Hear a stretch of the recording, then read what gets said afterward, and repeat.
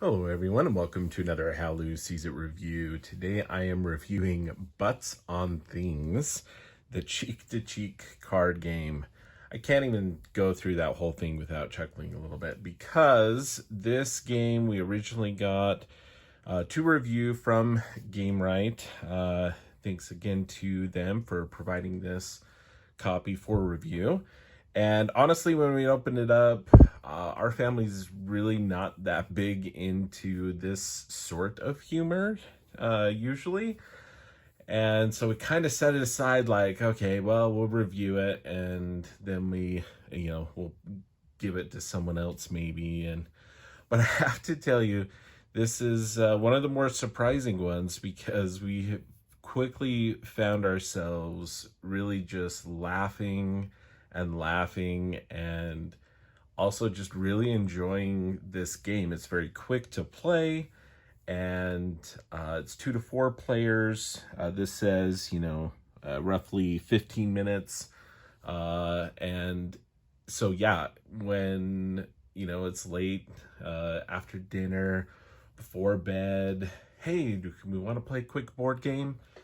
It's one of those things where sometimes it's those very quick playing, easy, just kind of fun, quick games that hit the table quite often. And this has been the one recently out of all the games sent for review or purchase that our kids are like, yeah, let's play Butts on Things. So I'm very excited to kind of show you the artwork in this game and talk about the gameplay as well and show you this. So this is really great. It's got illustrations and Brian Cook art here.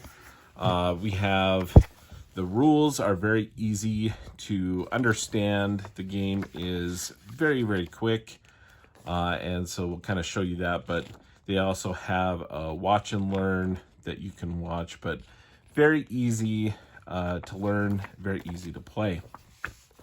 There's a little insert here, but the game just consists of the instructions and the cards here. And good quality cards here. This is pretty standard, I think, for Gamewright. It doesn't have like the super nice linen finish cards, but these are still really good quality cards. And yeah, the illustrations are hilarious and funny.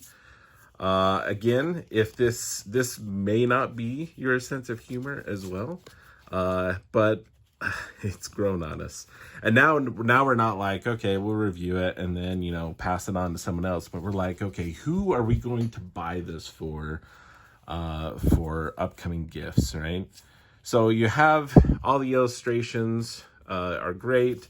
They have some very fun ones here. From tacos and popcorn to burritos to Cinnabons to guitars.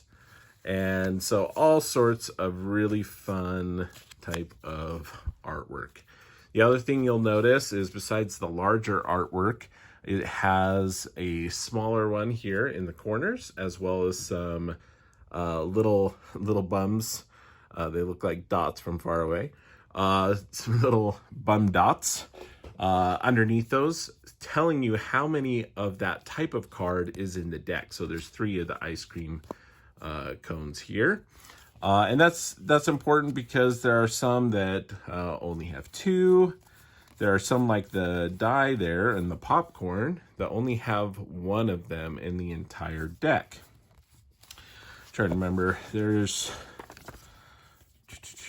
going to tell you how many cards. 72 cards. So 72 cards featuring 39 unique Butts on Things. So 39 unique images, 72 cards.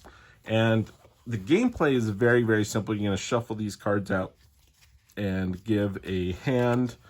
I believe it was 5 that we hand out to each player.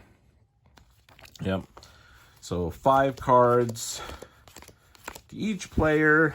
And then what's really cool about this game and the gameplay here, the initial gameplay, really you're trying to collect as many cards as possible. On your turn, you simply are going to play a card and then draw a card back into your hand.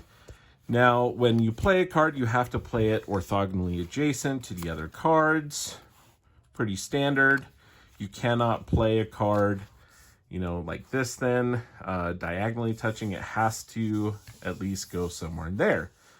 What you're hoping for and what you're trying to do, however, is line up a match that you can on either the column or row, right? Because we could have some cards. We'll just maybe put some more cards out here.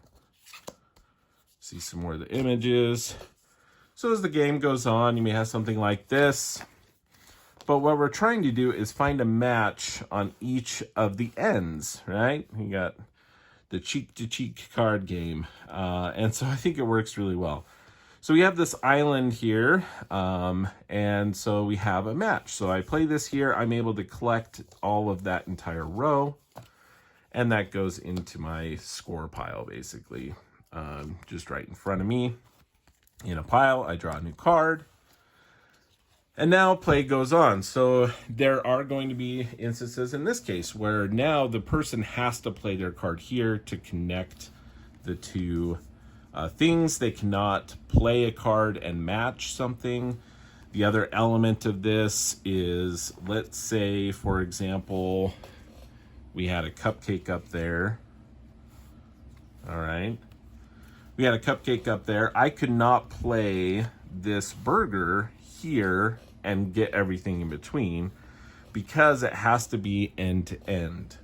I could play it here and, collect those two cards. And that's really the game. Now, as I had mentioned, there are some that only have one. What's the deal with those?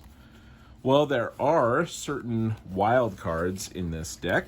Let me quickly find one. They're the gumball machines here. And so the gumball machines, there's 3 of them. And you can match gumball machine to gumball machine. But you can also, say it was like that, you can also match the gumball machine, the wild, with any of the single iconed ones. So since there's only one of the little birthday cake one, I can play this here with that one single one and collect it. And that's pretty much the game, other than one other very important, very interactive and fun element to Butts on Things. And that is the way to get a buttload of cards, as they say. So again, the other thing is, normally during games, it's oftentimes easy to not care about other people's turns. And it's interesting to see what different games do to help keep players engaged sometimes. And in this case, it is very specific, something on the back of the card. So when I go to, I'm playing a card and drawing a card, playing a card and drawing a card. Everyone's doing this as it goes around.